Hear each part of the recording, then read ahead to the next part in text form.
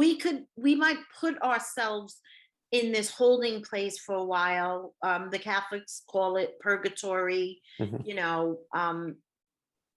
there could be a holding place where we need to learn and we need to evolve, and we there's schools on the other side, like soul schools, schools for our soul. Like, again, the the goal is always to keep evolving into oneness of the creator.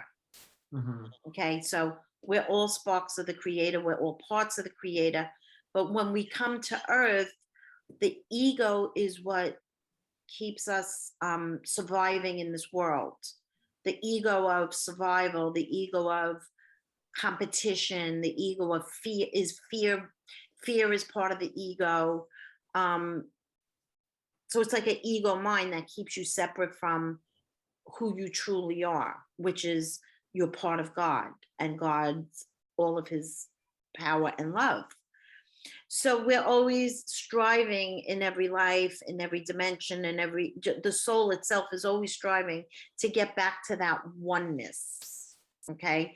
And when you feel like so separate from God, that's where you are in the lower realms. So it's not that you're ever separate, but you're more distant in your consciousness.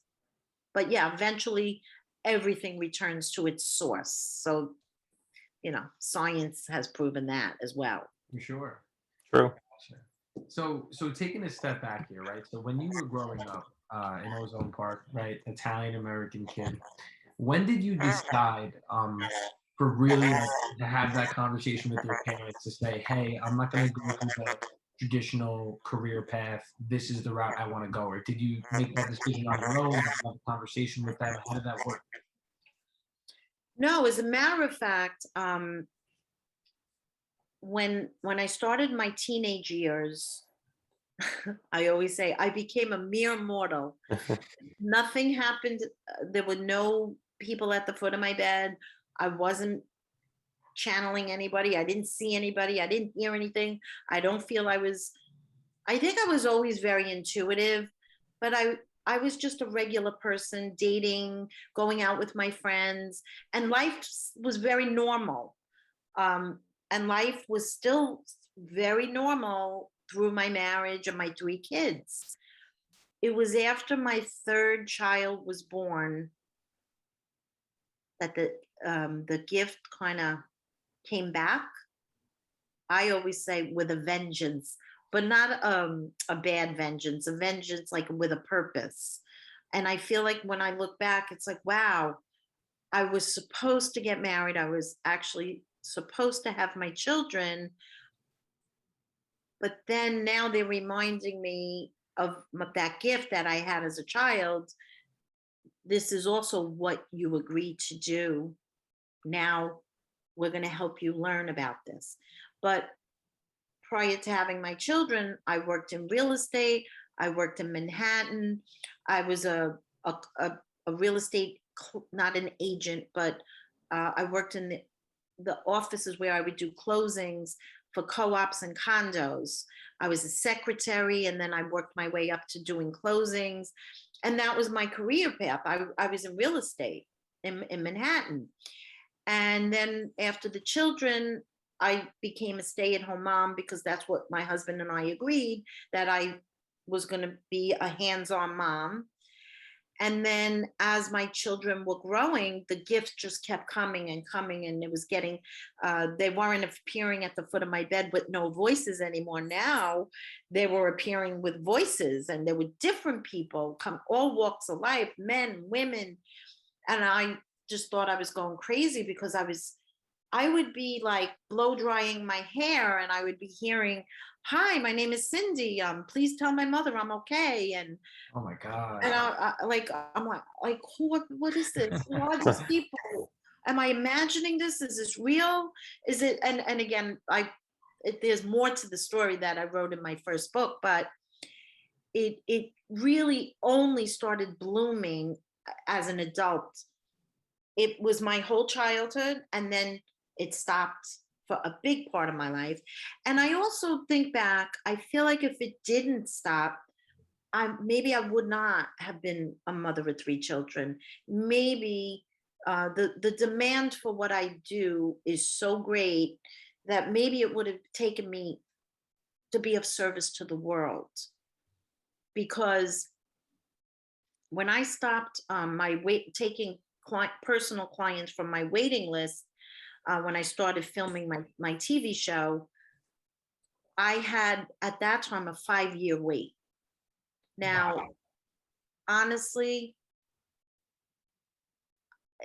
I had people calling me. We would call people off the list, and it was embarrassing. People would say, you know, that reading was for my wife, and she's no longer with us.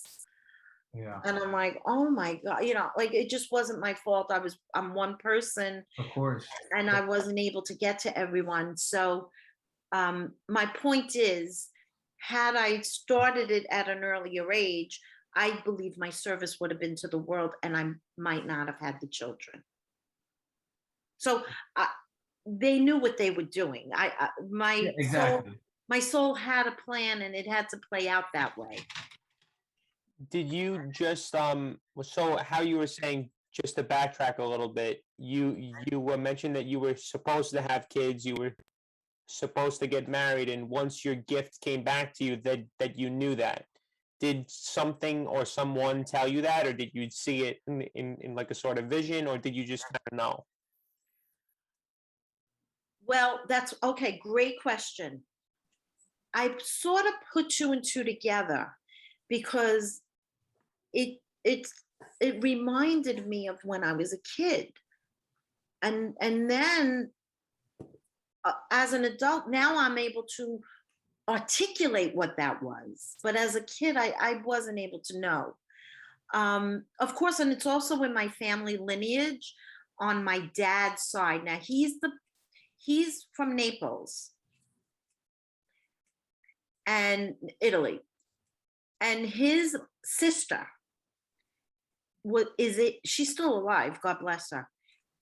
My dad's not, but she is, and she's his older sister. How old is she?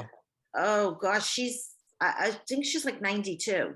Wow. God Playing bless. jeans. She is a healer, and so in the countryside, she had married a man from Venezuela, and she moved from Italy to Venezuela. And in her prime days, people all over the countryside would bring their sick children to her, and she would pray over them, and they would be healed. So growing up, I remember my dad telling my mom, and I heard them whispering in the kitchen one night, I think she has what my sister has. Like when I would say, I see people in my room, Daddy. And then when I became a medium as an adult, of course, he was very verbal about it. He says, you have the same gift as my sister, And did except you you're ask her? channeling, she was channeling like healing, and I'm channeling people, which becomes healing when you give the messages. Of course. So, and then my cousins on my father's side, they all have it. So I realized this is a gift on my dad's side. The Italians, my mother's Italian too, but she's Italian, more American. She was born here. That's like us. Right. So it's totally on my dad's side. And I would have to agree with, we all have it, but my cousins are sort of afraid to get involved with it. Their path wasn't similar, but they could pretty much sit down with you and give you a reading, Wow. Wow. full-fledged reading, and it would knock your socks off. I've seen them do it. I try to encourage them to do it, but you can't force people. There's many people with amazing gifts out there that they don't use their gifts. Artists, musicians, they sort of put it on the shelf somewhere. It's sad, but it is the way it is. So now, do you believe that we have a predetermined path? And if we do, if it's predetermined for us, are there things that happen in life that we cause or exterior forces cause that can change that path? Yes, I believe that based on all of the channeling I've done and all of the, um, I'm a person that doesn't believe unless it happens to me.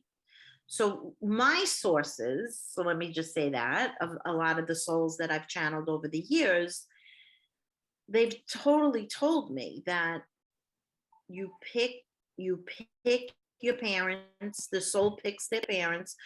I actually can see souls that are about to pick the mother, and I can see the soul hovering around the mom before the mom's even pregnant, Wow. Wow.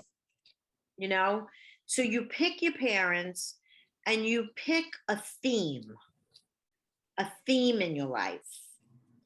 And you can go off track of that theme based on your free will, but most people will know or learn about their theme. Like right now, a lot of the younger, I'm going to say probably your age, both of you, young men. And I've never discussed this with you, but what I'm about to say, I'm pretty sure will resonate with you. Doing an office job or a corporate job is not really going to cut it for this new generation, because you guys came to kind of create a different world than the corporate world. You guys came to bring out creativity and all your gifts. And a lot of your age is becoming very restless, including my own children, where my one son works for a, a, a company, with employees and benefits, and he sits behind a computer all day and he hates it. He said, "Mom, this is not what I was born to do in my life. There's more for me. I'm not fulfilling my sole purpose." And he knows that. And I won't stop him, but he has to find his purpose. But you can't have fear about it. So sometimes there's just housewives that their purpose was to raise the amazing human beings Of course. and go out in the world and help people. And so everybody's role is so important. But if it's not changing humanity for the better, then I find that people are not fulfilled.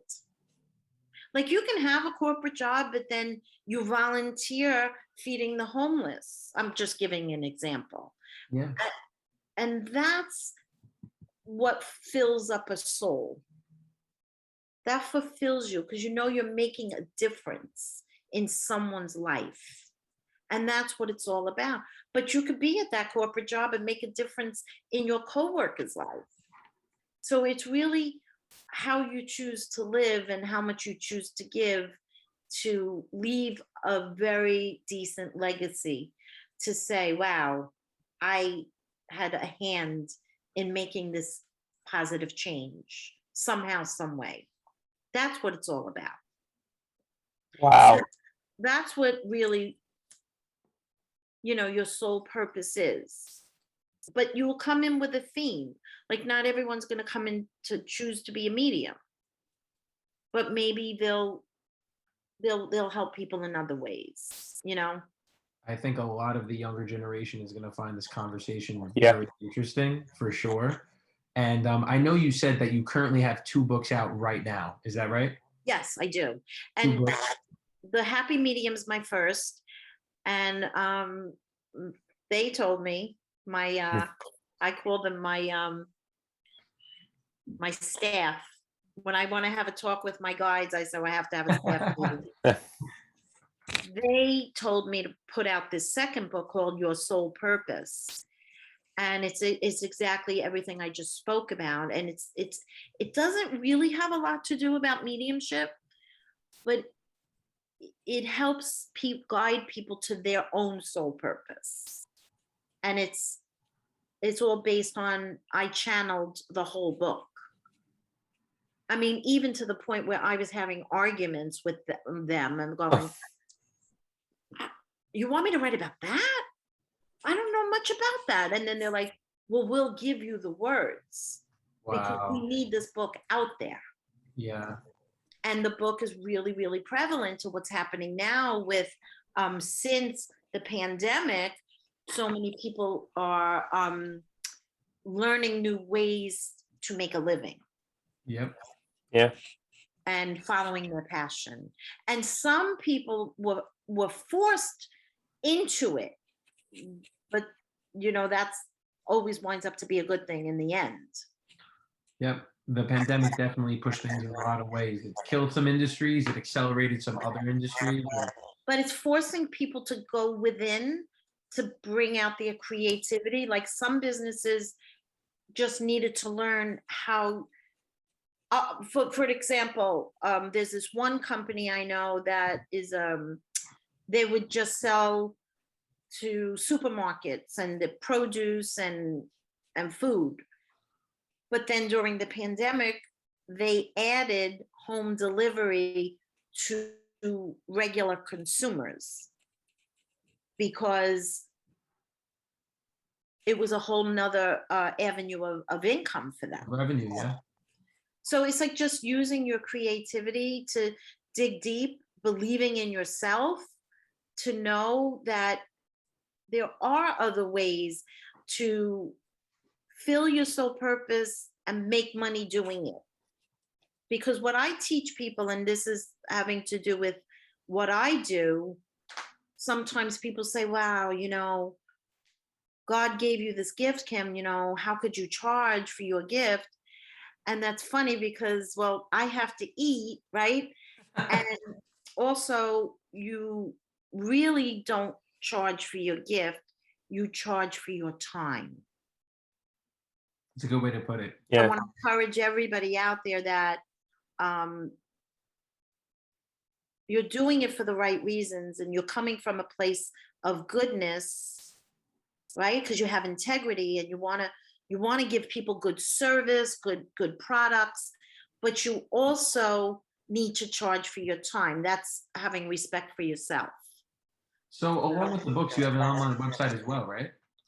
I have a website. I have right now I'm doing a lot of crystals because crystals are very powerful. Crystals were in a lot of ancient days very healing, and they still are. People don't even know the power of crystals and how healing they are and protecting they are. So that's another aspect that my guides got me very interested in. And actually, the pandemic brought that out for me. It's like I started learning about immune systems and how to keep your immune system up. And crystals are so relevant on so many levels in healing and protection, grounding with the 5G, with keeping immune system healthy. So I had an online business once before, but then I got so involved with touring and my books and my TV show that I had to kind of put the store on hold. And then COVID gave me such an opportunity to bring that back and more. So I'm really happiest when I'm dabbling with my crystals, and I make all the kits myself, and I pick certain crystals for certain people. And yeah, that's on my website, kimthehappymedium.com. I'm also being pushed to write more books, and so I have a few different books in my head that I'm working on right now. And again, I don't do anything without higher wisdom and guidance. I listen, and I have a staff meeting, and I say to my guys, I say, listen, if you want me to do this, like with the first book and the second book, I said, you need to bring me the publisher.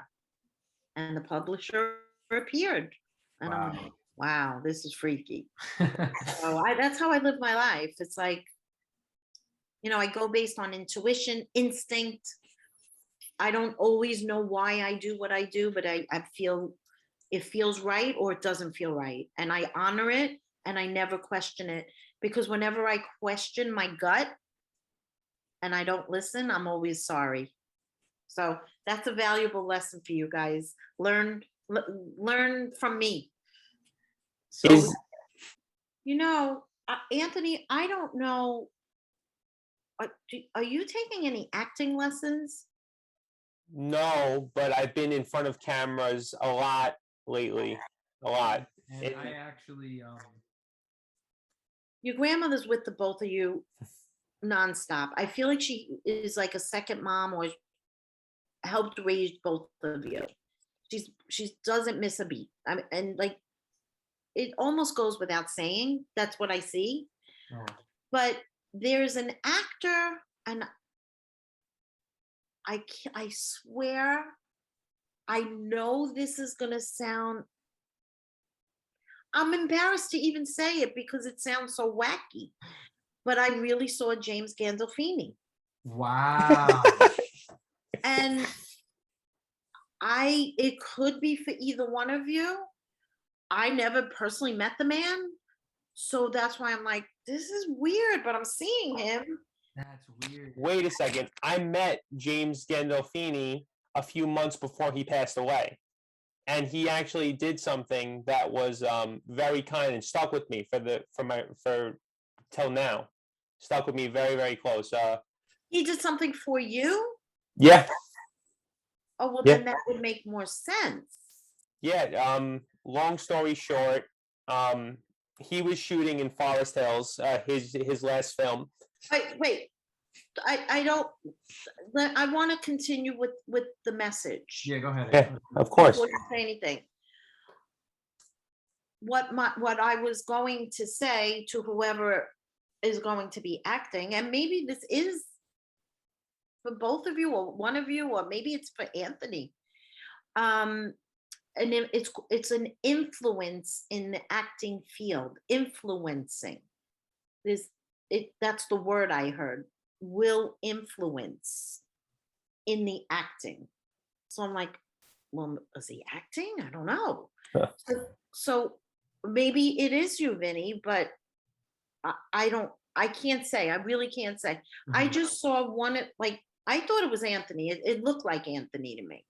That's why I asked, is Anthony going to be doing that? And I see a camera in front of him, and I see acting, and I saw James Gandolfini like influencing. But see, we don't know.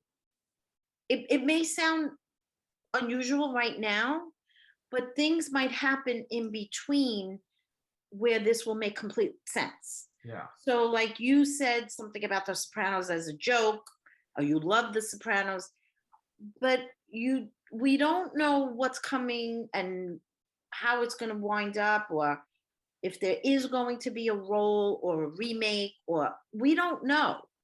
So, or maybe it's going to be like an off-Broadway thing. It could really be anything, but that's actually who I saw. And I was like, okay, this is interesting. Wow. Yeah, no, I did not expect that at all. Was that our grandmother, or was that just what you No, said? it was him. It was actually him.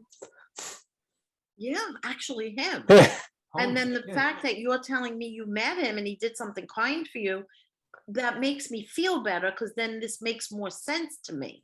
Yeah. Does that make sense to you? Now you could say what it is if you'd like. Yeah. Some props for James. My mom, and I actually wrote this story on Instagram, and his son actually found it, which was a really cool thing. I'm going back a while, but Wow. Well, yeah. It's gone a while. Andy, you also went to the Sopranos house and you drove his car. The car. Oh shit! I didn't even realize that. Yeah, I sat in Tony Soprano's car. I'm working with some of the people who are involved in Sopranos con right now. I went to see the premiere of the new movie last night. Well, not the premiere, an advanced screening. So a lot of Sopranos recently. Yeah, a lot of Sopranos around me lately.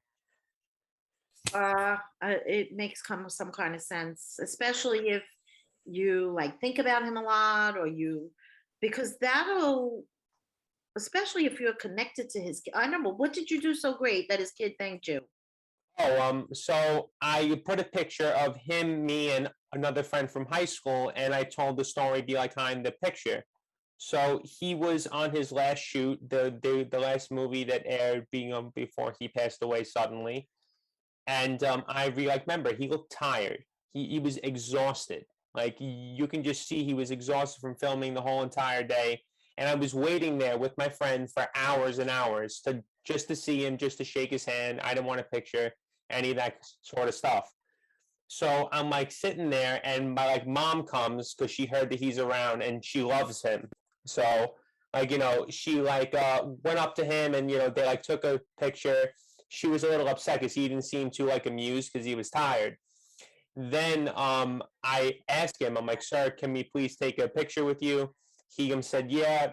Me and my friend posed for a picture, and then my mom says, we love you, James. And he smiles from ear to ear, like a bright smile. And after that, I kind of scurried away because I didn't want to bother him. I could see he was exhausted, and he pulled me back, turned me around because he's a big guy, and he held out his hand for me to shake my hand. And for some reason, that just stuck with me forever. And I told the story on Instagram, and his son found it, which I thought was really cool. And he reached out to you, the son? No, he just liked the post. I tagged him in it, and he saw it, read it, and then liked the Instagram post. That's really cool. That's cool. Yeah. Listen, crazier things have happened. One time I did a reading in a group, and Sonny Bono came through. What? Hand to God. And I said, listen, something's up here. Why is Sonny Bono coming through? Is anybody here related to him? And one lady, she goes like this. She goes, he's my cousin. I said, oh, all right, there you go. Wow. They're people too. They're people Yeah. too. Yeah. And you do, okay, then maybe it's that one incident connected to all the other things you love, but I actually saw influencing you to act. So Wow. let that unfold. Kim, and just to wrap up, because I know that we're keeping you and that you're in the middle of a bunch of stuff, is there anything you'd like to tell the audience at Growing Up Italian, and I guess the audience of Breaking Bread, the audience, soon to be audience? You mean my paisans? Yes. Well, I love that you're doing this. I'm so proud of my heritage. Truly. I mean, I love all people, but there's nothing like when I went to Italy for the first time 2 years ago. I was there as a baby, but I don't remember. But 2 years ago, prior to COVID, just to hear people talking Italian, because it's what I grew up with. My dad spoke Italian in the house to my mom. It's, you just don't even have to know them, but then they're just family, it's like a I don't think you would understand it unless, I mean, maybe each nationality and heritage has the same thing, but I don't know, I love this. We have our own kind of language, I guess. Right. And I love that you're doing this. And I post pictures on social media, and I get these comments like, Kim, could you be any more Italian? And I'm like, does it show? Like, how do you get that from that? I don't know. I don't think I portray that so much, but I guess it comes through. Yeah, no, listen, for everybody out there, I want to give a big shout out to you guys, because I'm honored that this is your first show. I'm really honored that you asked me. And I'll tell you, you're two good Italian boys that Thank you. They don't really make them like that too much, you know, um, anymore. So your mother should be very proud, and I know she is. And let's like, this is just some really good information that you're bringing to people, really, because you guys are doing it with integrity. And just as the receiver of the interview, you guys are truly interested in like, you didn't do it just for the interview. I could tell you really wanted to know, and you're interested, and that's why I know you'll be very successful. So For sure. And I'll tell you this, Kim, there's going to be a lot of people that are going to have burning questions after they Yeah. watch this podcast. So I'm going to go right after this and honestly buy both of your books online. I suggest that if people want to get a little bit more insight into Kim than just this conversation, definitely go buy her books.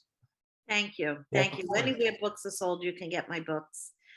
You can get my signed books by me at my website, kimthehappymedium.com.